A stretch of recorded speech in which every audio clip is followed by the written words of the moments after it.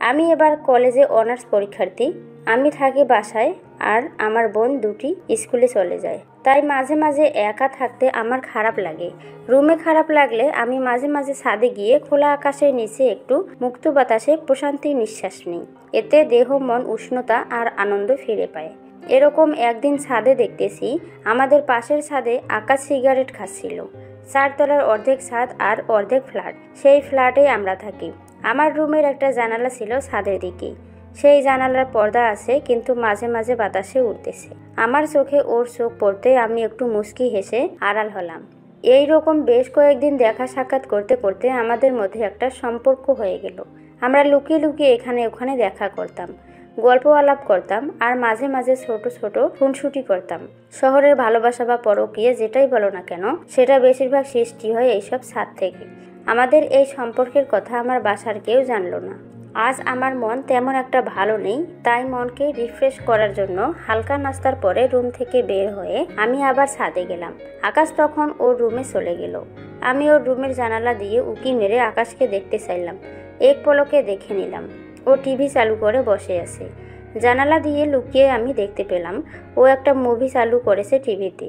আর একটু সাহস করে জানালার কাছে গিয়ে উকি দিতেই চমকে উঠলাম। আমার সাথে আমার বান্ধবী ছিল। কৌতূহলের বদলে আমি একটু ভয় পেয়ে গেলাম। আমরা তাড়াতাড়ি ছাদ থেকে নেমে গেলাম। ওই দিন আর দিনের বেলায় ছাদে উঠলাম না। যদিও উঠলাম, তবু আবার একেবারে রাত 11টায়। মন ভালো ছিল না, তাই আসলাম আর কি। এসে দেখতে পেলাম আকাশের রুমে আলো জ্বলছে। আমার মনে হলো ও বোধহয় পড়াশোনা করতেছে। জানালার কাছে যাওয়ার তেমন একটা আগ্রহ ছিল না। রাত 12:30টার দিকে ছাদ থেকে যখন চলে আসব, তখন হঠাৎ দেখি আবার সেই মুভিটা চলছে। কিন্তু বাতাসে বারবার পর্দা ওঠানামা করছিল, তাই এবার অনেক সাহস করে দেখার জন্য একেবারে জানালার কাছে গিয়ে উকি দিলাম। কিন্তু আকাশ পড়া টেবিল বা বিছানা কোথাও নেই। মনে মনে অবাক হয়ে ভাবলাম, কি ব্যাপার, ও তাহলে কোথায় গেল? একটু ভালো করে লক্ষ্য করতেই আমার চোখ গেল মেঝেতে। মেঝেতে চোখ পড়তেই আমি তো হতবাক হয়ে গেলাম। টিভি দেখে গরম হয়ে গেছে। আমি বেশ কিছুক্ষণ দাঁড়িয়ে দাঁড়িয়ে ওর ক্ষুধা মেটানোর ব্যর্থ চেষ্টা করা দেখতে লাগলাম। বুঝতে পারলাম ও এখন সুখ পাবার জন্য অস্থির হয়ে আছে, অথচ কোনো কিছুই ওকে এখন ঠিকমতো তৃপ্তি দিতে পারছে না। এসব দেখতে দেখতে আমিও যেন খুব সাহসী হয়ে গেলাম। আমিও নিজেকে সামাল দিতে পারলাম না।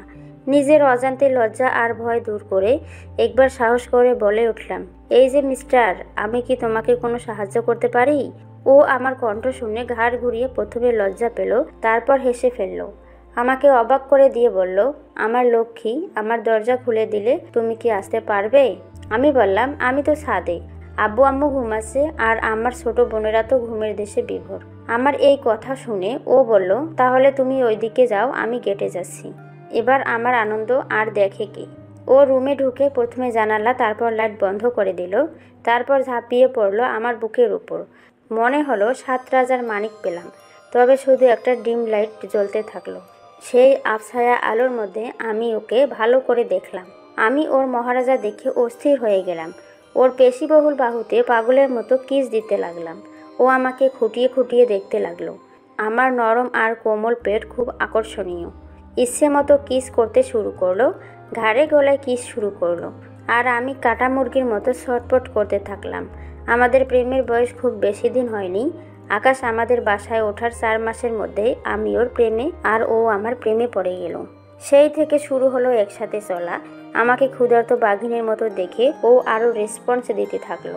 আমার অবস্থা হয়েছিল দেখার মতো, যাকে বলে ফাটা বাঁশের চিপায় পড়া।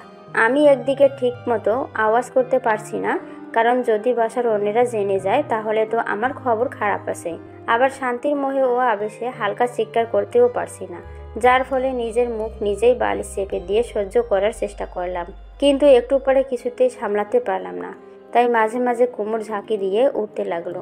আমাকে আর আগুনে জ্বালাতে ওর ইচ্ছে করলো না, তাই নিজেকে একটু সময়ের জন্য সরিয়ে নিল। আমাকে আমার গোপন কথা জিজ্ঞেস করলো। আমি একটু অন্যদিকে মুখ ঘুরিয়ে নিলাম। আমার শরম পাওয়া দেখে আকাশ বলল, প্লিজ লজ্জা পেও না, কিছুই হবে না। তুমি আর আমি ছাড়া কেউ জানবে না। আর তুমি তো আমার নিজের মানুষ, বলা চলে তুমি আমার বউ, জীবন সঙ্গী।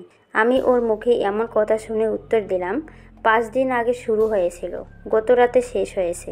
ও বলল, তাহলে আর চিন্তা নেই। এই বলে গোলাপি ঠোঁটে ঠোঁট ডুবিয়ে দিল। একটু পর দুজনেই পাগল হয়ে উঠলাম। আকাশ আসল কাজ শুরু করে দিল। নতুন দরজা ভেদ করতে ওর একটু কষ্ট হলো। এদিকে আমার ফেটে গেল। তবে যন্ত্র খুব একটা লম্বা না। প্রথম ঠেলা দিতে আমি কোকিয়ে উঠলাম। একটু পরে চরম আনন্দ পেতে লাগলাম। ও খেলার গতি বাড়িয়ে দিল। মহারাজা খুব দ্রুত গিরিপথে আসা যাওয়া শুরু করে দিল। আমি সুখের চোটে হালকা আওয়াজ করতে লাগলাম। আকাশ আরও উতলা হয়ে গেল। আপেলে কামড় বসিয়ে দিল। টিপে একেবারে তুলা বানিয়ে দিল। তারপর একটানা 8 মিনিট ধরে খেলল।